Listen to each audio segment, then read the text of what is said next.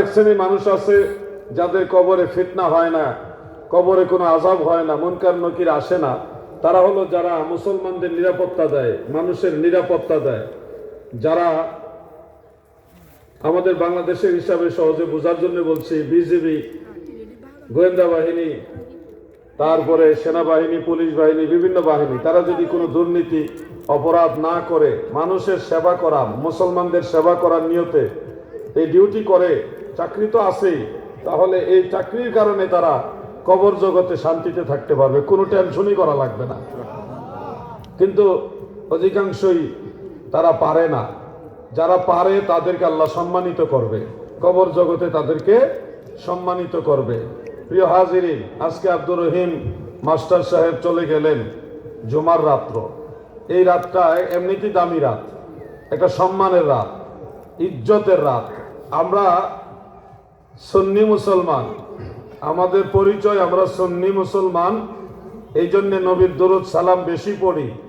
তো দরুদ সালাম বেশি পড়ি, এর মাঝে জুমার দিনে জুমার রাত্রে আরো বেশি পড়ি।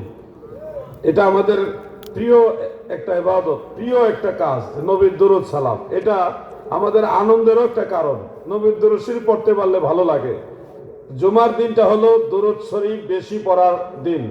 আমরা দরুদ শরীফের আমল করবো, আসেন একবার পড়ি। আল্লাহুম্মা সাল্লি আলা সাইয়্যিদিনা মাওলানা মুহাম্মদ ওয়া আলা আলি সাইয়্যিদিনা মাওলানা মুহাম্মদ। আল্লাহর হাবিব রাহমাতুল লিল আলামিন বলেন, মান সাল্লা আলাইয়া হিনা ইউসবি আশারা ওয়া হিনা ইউমসি আশারা, যারা আমি রাসূলের উপরে সকালবেলায় 10 বার দরুদ শরীফ পাঠ করবে এবং সন্ধ্যাবেলায় যারা আমি নবীর দরুদ 10 বার পড়বে গো। তাবরানীর মুআজামুল কবীরের বিশুদ্ধ সনদের হাদিস, দয়াল নবীজি বলেছেন, হাসর ময়দানে আমার দরুদ পড়ায় এই উম্মত আমি রাসূলের শাফাআতে জান্নাতে যাবে। দরুদ শরীফের আমলটা আমাদের সুন্নিদের প্রিয় আমল। দরুদ শরীফ পড়তে ভালো লাগে, শুনতেও ভালো লাগে। যদি অনেকে দরুদ শরীফ অনেকে বার্গেনিং করে, এই যে স্পিকারে সাউন্ড কমান, আমাদের আওয়াজ আমাদের বেশি শোনা দরকার নেই, আমরা শুনতে পারলেই হইল। ভিতরে সাউন্ডটা এখন ঠিক আছে, মিষ্টি হইলে চলে, বেশি সাউন্ড দিয়ে না, বেশি সাউন্ডই বেশি মজা না। বাইরে ঠিক আছে, ভিতরে এখন ঠিক আছে, আর বেশি টিপাটিও করে না ভাই, তোমার ব্যবসার জন্য আমি দোয়া করব। একটু দরুদ শরীফ পড়ি। আল্লাহুম্মা সাল্লি আলা সাইয়্যিদিনা মাওলানা ওয়া আলা আলি সাইয়্যিদিনা। আমার দাদু ভাইরা সুন্নি মুসলমান দরুদ শরীফ পড়তে বেশি পছন্দ করে। বাতিলরা দরুদ শরীফের আওয়াজ শুনলে বেদাত বেদাত বলে, অনেক সময় বলে মানুষের বানানো দরুদ পড়ব না, এই দরুদ হাদিসে নাই, বিভিন্ন বাহানা দেয়। অথচ তারা যখন মাদ্রাসায় পড়ালেখা করছে তখন তারা মানুষের লেখা অনেক দরুদ পড়েই মুহাদ্দিস হয়েছে, মুফতি হয়েছে, বিভিন্ন আলেম হয়েছে। কারণ বুখারী, মুসলিম, আবু দাউদ, তিরমিজি, ইবনে মাজাহ, নাসাই যত কিতাব পড়ে আসছে, জালালাইন, বাইজাবি, কাশফ, ইবনে কাসির, সাফওয়াতুত তাফাসির, যত কিতাব পড়ে আসছে সব কিতাবে মুহাদ্দিসিনে কেরাম, মুফাসসিরিনে কেরাম, আইম্মায়ে কেরামের লেখা দরুদ শরীফ আছে।